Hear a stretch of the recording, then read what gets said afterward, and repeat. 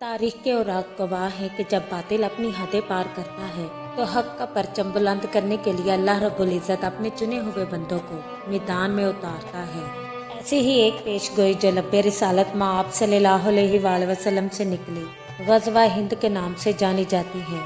एक ऐसी जंग जिसका मकसद सिर्फ ज़मीन का कब्जा नहीं बल्कि जुल्म के अंधेरों को चीरकर अदल और नूर की किरणें फैलाना है।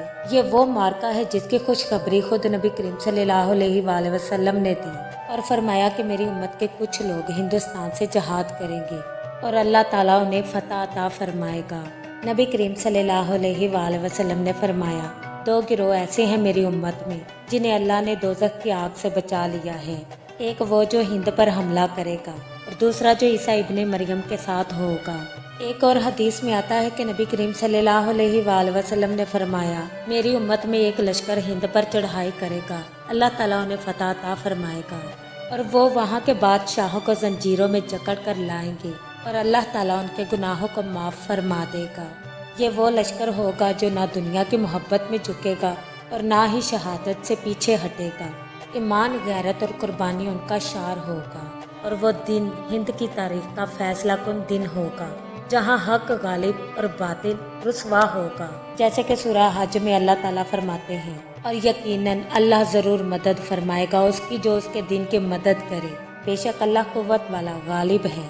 अल्लाह ताला से दुआ है कि ऐ अल्लाह हमें हक का सिपाही बना दे, हमें बातिल के खिलाफ डट जाने वाला बना दे, हमें ग़ज़वा हिंद के उन खुश नसीबों में शामिल फरमा जिन पर तेरा फजल हो और तेरे महबूब सल्लल्लाहु अलैहि वसल्लम की खुशनुदी हो।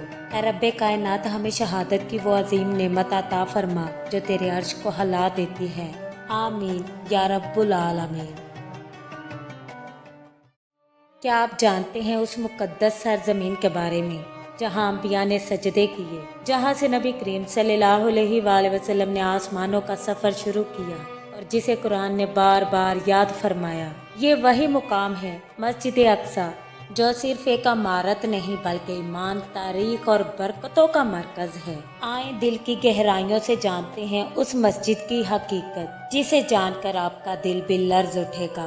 नाजरीन, मस्जिद अक्सा मुसलमानों का किबला अव्वल है। अल्लाह ताला ने खुद मस्जिद अक्सा को बाबरकत जगह फरमाया। मस्जिद अक्सा में मुतअद्दिद अंबिया किराम और सहाबा किराम भी मदफून हैं। मस्जिद अक्सा का ताल्लुक इसरा और शब मिराज के वाक़यात से है। मस्जिद अक्सा का जिक्र कुरान करीम में बिल वास्ता और बिला वास्ता 70 मरतबा आया है। मस्जिद अक्सा दूसरी और वाहिद मस्जिद है जिसका कुरान करीम में नाम के साथ जिक्र किया गया है। नाजरीन, मस्जिद अक्सा वो मस्जिद है जहाँ पर तमाम अंबिया कराम ने नबी करीम सल्लल्लाहु अलैहि वसल्लम की इमामत में नमाज पढ़ी। नाजरीन, मस्जिद अक्सा नबियों की सरजमीन है और अल्लाह ताला से दुआ है कि अल्लाह ताला मस्जिद अक्सा की हिफाजत फरमाए। आमीन सुम्मा आमीन। नबी करीम सल्लल्लाहु अलैहि वसल्लम ने फरमाया, दो गिरोह ऐसे हैं मेरी उम्मत में जिन्हें अल्लाह ने दोज़ख की आग से बचा लिया है। एक वो जो हिंद पर हमला करेगा और दूसरा जो ईसा इब्ने मरियम के साथ होगा। एक और हदीस में आता है कि नबी करीम सल्लल्लाहु अलैहि वसल्लम ने फरमाया, मेरी उम्मत में एक लश्कर हिंद पर चढ़ाई करेगा, अल्लाह ताला उन्हें फतह अता फरमाएगा और वो वहाँ के बादशाहों को जंजीरों में जकड़ कर लाएंगे और अल्लाह ताला उनके गुनाहों को माफ़ फरमा देगा। ये वो लश्कर होगा जो ना दुनिया की मोहब्बत में झुकेगा और ना ही शहादत से पीछे हटेगा। ईमान, गैरत और कुर्बानी उनका शार होगा और वो दिन हिंद की तारीख का फैसला कुन दिन होगा जहाँ हक गालिब और बातिल रुसवा होगा। जैसे कि सूरह हज में अल्लाह ताला फरमाते हैं, और यकीनन अल्लाह ज़रूर मदद फरमाएगा उसकी जो उसके दिन की मदद करे, बेशक अल्लाह कुव्वत वाला गालिब है। अल्लाह ताला नबी करीम सल्लल्लाहु अलैहि वसल्लम ने फरमाया, दो गिरोह ऐसे हैं मेरी उम्मत में जिन्हें अल्लाह ने दोज़ख की आग से बचा लिया है। एक वो जो हिंद पर हमला करेगा और दूसरा जो ईसा इब्ने मरियम के साथ होगा। एक और हदीस में आता है कि नबी करीम सल्लल्लाहु अलैहि वसल्लम ने फरमाया, मेरी उम्मत में एक लश्कर हिंद पर चढ़ाई करेगा, अल्लाह ताला उन्हें फतह अता फरमाएगा और वो वहाँ के बादशाहों को जंजीरों में जकड़ कर लाएंगे और अल्लाह ताला उनके गुनाहों को माफ़ फरमा देगा। ये वो लश्कर होगा जो ना दुनिया की मोहब्बत में झुकेगा और ना ही शहादत से पीछे हटेगा। ईमान, गैरत और कुर्बानी उनका शार होगा और वो दिन हिंद की तारीख का फैसला कुन दिन होगा جہاں حق غالب اور باطل رسوا ہوگا، جیسے کہ سورہ حج میں اللہ تعالیٰ فرماتے ہیں، اور یقیناً اللہ ضرور مدد فرمائے گا اس کی جو اس کے دین کی مدد کرے، بے شک اللہ قوت والا غالب ہے۔ اللہ تعالیٰ وہ کون سا انسان ہے جو مرنے کے بعد بھی دنیا میں دوبارہ آنے کی خواہش کرے گا؟ ناظرین، صحیح بخاری کی حدیث ہے، نبی کریم صلی اللہ علیہ وآلہ وسلم نے فرمایا، کوئی بھی اللہ کا بندہ جو مر جائے اور اللہ کے پاس اس کی کچھ بھی نیکی جمع ہو، وہ پھر بھی دنیا میں آنا پسند نہیں کرتا، اگرچہ اس کو ساری دنیا اور جو کچھ اس میں ہے سب مل جائے، مگر شہید پھر بھی دنیا میں آنا چاہتا ہے کہ جب وہ اللہ تعالیٰ سے یہاں شہادت کی فضیلت اور انعامات کو دیکھتا ہے تو چاہتا ہے کہ دنیا میں دوبارہ آئے اور پھر سے اللہ تعالیٰ کے راستے میں شہید ہو۔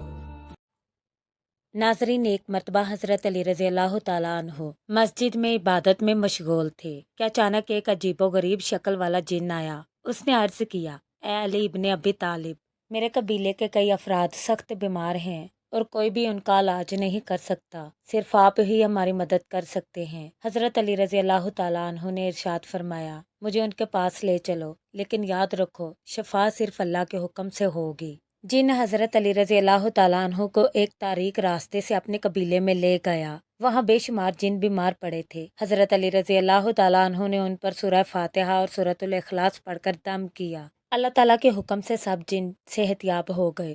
وہ جن رونے لگا اور بولا، آپ واقعی اللہ کے ولی ہیں۔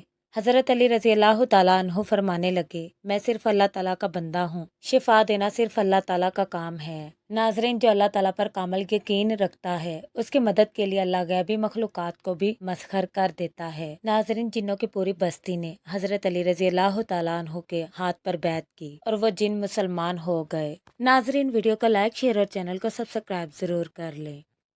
ناظرین، دنیا نے بہت سی قربانیاں دیکھی ہیں، مگر حضرت ابراہیم اور حضرت اسماعیل کی قربانی جیسی کوئی قربانی نہیں۔ حضرت ابراہیم علیہ السلام اللہ کے برگزیدہ پیغمبر تھے، ایک طویل عمر تک اولاد کے لیے دعا کرتے رہے۔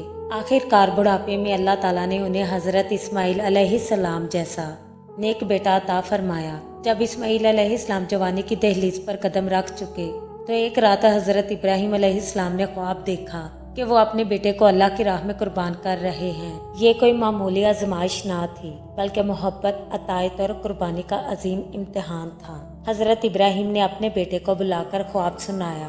حضرت اسماعیل علیہ السلام جو نبی زادے ہی نہیں بلکہ خود نبی تھے، آپ علیہ السلام بولے، ابا جان، جو حکم ملا ہے اسے پورا کیجیے، انشاءاللہ آپ مجھے صبر کرنے والوں میں پائیں گے۔ باپ بیٹے وادی منا کی طرف چل دیے۔ باپ نے آنکھوں پر پٹی باندھی تاکہ جذبہ محبت حکم الہی میں رکاوٹ نہ بنے، اور جیسے ہی چھری چلائی اللہ تعالیٰ کی رحمت جوش میں آئی۔ اللہ تعالیٰ نے فرمایا، اے ابراہیم، تو نے خواب سچ کر دکھایا، ہم نیکی کرنے والوں کو ایسا ہی صلہ دیتے ہیں۔ اللہ تعالیٰ نے حضرت اسماعیل کو بچا لیا اور جنت سے ایک عظیم مینڈا بھیجا جسے قربان کیا گیا۔ ناظرین، یہ واقعہ ہمیں سکھاتا ہے کہ جب بندہ خالص نیت سے اللہ کے حکم کے سامنے جھک جاتا ہے تو رب العالمین اسے عظیم درجات عطا فرماتا ہے۔ دوستو، 10 ہجری کو نبی کریم صلی اللہ علیہ وآلہ وسلم نے حج کا اعلان فرمایا۔ اس میں 1 لاکھ سے زائد صحابہ کرام رضی اللہ تعالیٰ عنہما مدینہ سے مکہ روانہ ہوئے۔ دوستو، یہ تھا حجۃ الوداع، حضور صلی اللہ علیہ وآلہ وسلم کا پہلا اور آخری حج۔ عرفات کے میدان میں نبی کریم صلی اللہ علیہ وآلہ وسلم نے ایک تاریخی خطبہ دیا، ایک ایسا خطبہ دیا جس میں انسانیت، عدل اور محبت کا پیغام تھا۔ آپ صلی اللہ علیہ وآلہ وسلم نے فرمایا، اے لوگو، تم سب آدم کی اولاد ہو اور آدم مٹی سے بنائے گئے ہیں، اور خون و مال کے سب دعوے میرے پاؤں تلے روندے جا چکے ہیں۔ کسی عربی کو اجمی پر اور کسی اجمی کو عربی پر کوئی فضیلت نہیں سوائے تقویٰ کے۔ حضور نبی کریم صلی اللہ علیہ وآلہ وسلم نے فرمایا، لوگوں، میری باتیں غور سے سنو، ہو سکتا ہے اگلے سال میں تم میں نہ رہوں۔ یہ الفاظ سن کر صحابہ کی آنکھیں بھر آئیں، دل تھم گئے، اور اسی حج کے بعد نبی صلی اللہ علیہ وآلہ وسلم چند ماہ بعد اس دنیا سے پردہ فرما گئے۔ دوستو، یہ حج صرف مناسک کا نام نہ تھا بلکہ امت کے لیے آخری پیغام تھا، اور آج بھی لبیک کی صدا میں وہی محبت گونجتی ہے۔ دوستو، مزید اسلامک ویڈیوز دیکھنے کے لیے ہمارا چینل سبسکرائب کر لیں۔